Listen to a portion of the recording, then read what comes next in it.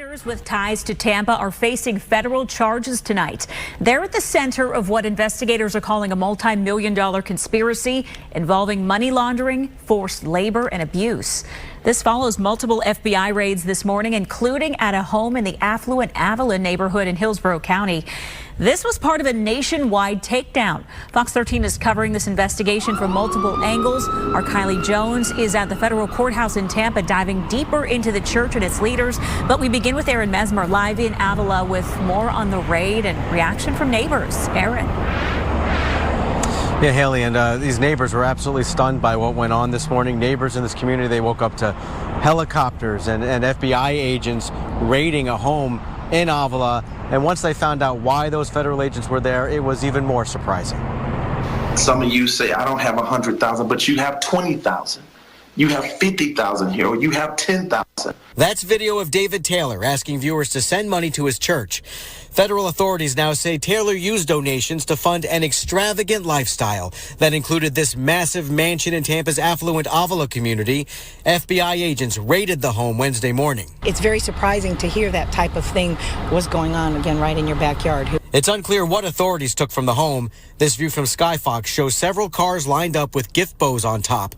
Neighbors say the 10-bedroom, 10.5 bathroom, 28,000 square foot mansion is one of the largest in Avila. Because there was like, how could a pastor afford to live in a house like that? According to the 23-page federal indictment, this house is one of several properties throughout the country purchased by Taylor's Kingdom of God Global Church. He's the pastor and referred to himself as an apostle, according to court documents.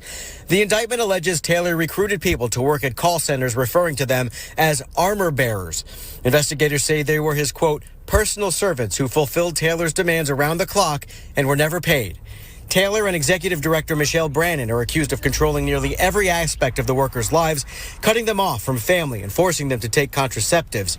Human trafficking advocates say it's a devastating situation. And you really had every aspect of human trafficking. You had individuals who were, brought to a facility that they couldn't leave. They weren't being paid.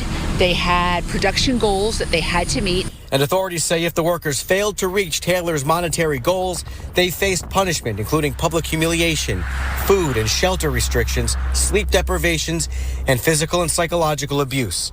The Crisis Center of Tampa Bay's CEO says these victims will likely face a long recovery.